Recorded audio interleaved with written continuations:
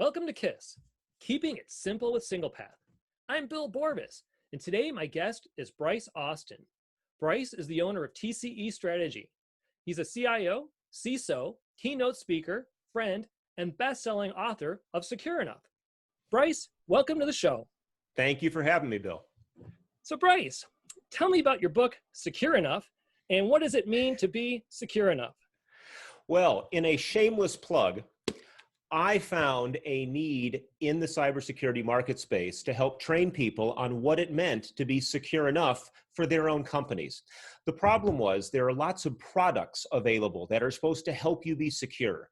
And some of them have a lot of utility, some of them don't, but they tend to be point solutions. And being in a cyber secure posture for you and your company isn't about one solution, one change. It's a holistic set of products and behaviors and best practices that go together to make your risk tolerance at a level where you can sleep at night.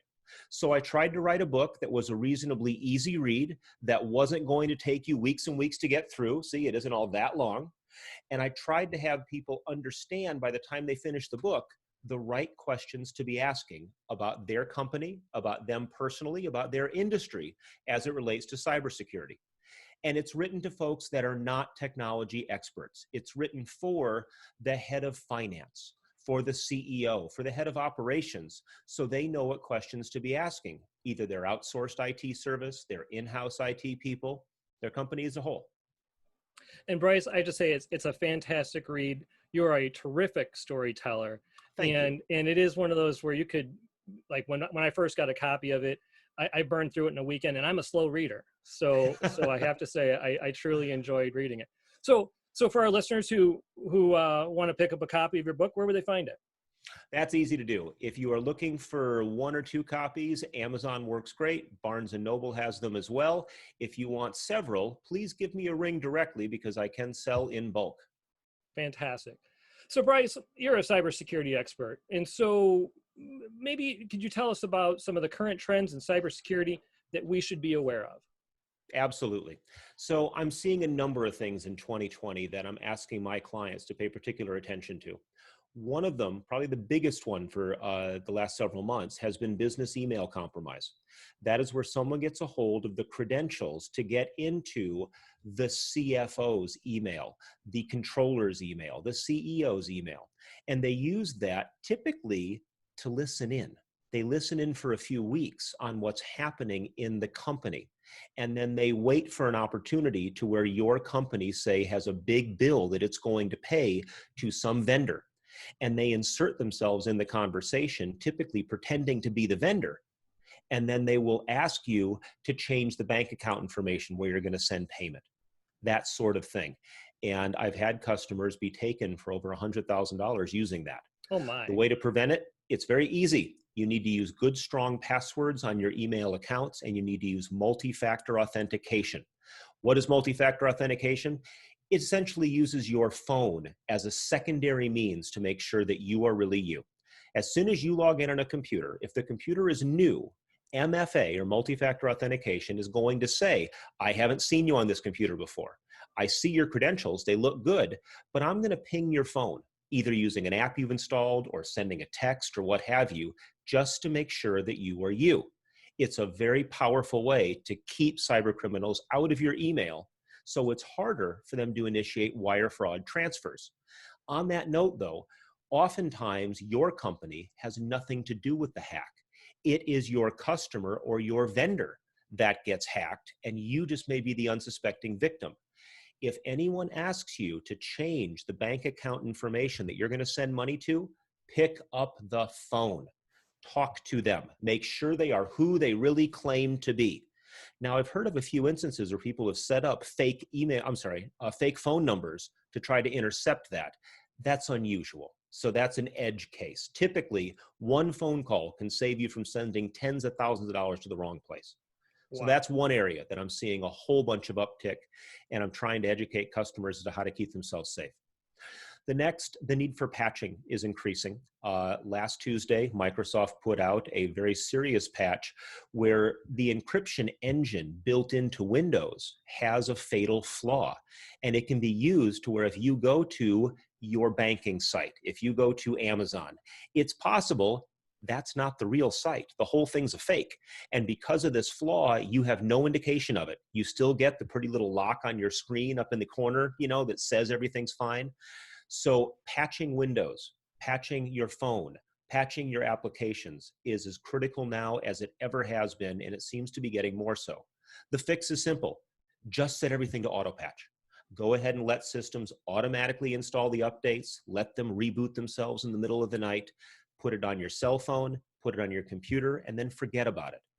Yes, there are rare occasions where the update causes a problem, but the number of problems you're solving by letting it update is huge. So that's a big one. I'd recommend customers set everything to auto update themselves, and then every so often check to make sure it's working properly. Next, using the same password for different areas is a real problem. There's an attack called credential stuffing. And how credential stuffing works is this. You were using a password back in 2013, and those systems were hacked, and bad guys have a copy of the dump of all of those usernames and passwords. Well, they are using them by trying to use your email address and that password at new systems, at your bank account, at your retirement account, at Amazon, Etsy, eBay, all the retailers. And on occasion, they're getting right because you're using the same password in multiple places. Well, that's a problem. It's called a credential stuffing attack. And I have both individual clients that have dealt with this, and I've had companies fall victim to it, where they're an online retailer and they find that bad guys are using these stolen credentials. And one time in 150, it's correct. And if you have millions of accounts, you can do the math. That's tens of thousands of compromised accounts. So that's a big one that customers are having to worry about. The last one is ransomware. Ransomware is on the rise. This is where a bad guy somehow gets into your computer or your business and they encrypt all your files. And then they demand money to try to unencrypt the files that you had to begin with. It's just simple extortion. That's all it is. The problem is twofold. One, it costs a lot of money, and you may or may not get the key to unencrypt these. But two, and even more importantly, oftentimes you will spend the money and you will get the key, but the way it was encrypted didn't work as expected. Cyber criminals are really not known for their strong error checking of their code to make sure it works right all the time. So I've run into situations to where we've had to pay the ransom and we get the key and not too much is salvageable. So many cybersecurity best practices will keep bad guys out from a ransomware standpoint, but the single biggest thing you can do is to make a backup of your files and keep them offline. If you're an individual or a small business, keep them in a drawer. Just make sure it's a locked and secure drawer. If you're a larger company, you need to use some sort of offline backup solution. It could be up in the cloud, as long as someone can't compromise you on site and then infect your cloud area, which is a concern. I still have some clients using backup tapes or even portable hard drives because they become so inexpensive. It sounds kind of old school, but if a system is disconnected from your network, it's very hard for a bad guy to encrypt it. Those are the biggest things that I'm seeing, and thankfully they all have very effective and simple mitigations if you do the mitigation before the bad guy comes to get you. Thank you for sharing those risks, Bryce, as well as your recommendations. SinglePath, in partnership with Foresight, Ingram Micro, and Mimecast, will be hosting a cybersecurity event on Thursday, February 20th, and you're going to be facilitating it. Bryce, tell us a little bit more about the event and what attendees should expect. We're going to have a good time is what we're going to do. We are going to talk about some of the major breaches that have captured a lot of headlines, things like the Target breach. I was at Target during the breach, and it was a very exciting, challenging time. We're going to talk about Equifax. We're going to talk about ransomware. We're going to talk about how these things have impacted the companies that were victims to them and what companies can do to keep themselves from being victims themselves. After that, we're going to have some workshops. We're going to try to dive into the specifics of your company or you individually and figure out what sort of incident response plans, what sort of disaster recovery scenarios do you have that are realistic concerns for your company and how prepared are you in the event that these things happen? And we're going to go through these scenarios in little tables to have people talk amongst themselves and try to share their own best practices. And then we're going to try to get together as a group and to understand what things from a real world standpoint we can apply to try to keep your company one step ahead of these bad guys that are trying to take us down. Bryce, thank you for joining the show. We certainly look forward to seeing you on February 20th at the event. For our listeners and viewers who are interested in attending, please reach out to your SinglePath account manager, and we will be happy to get you registered.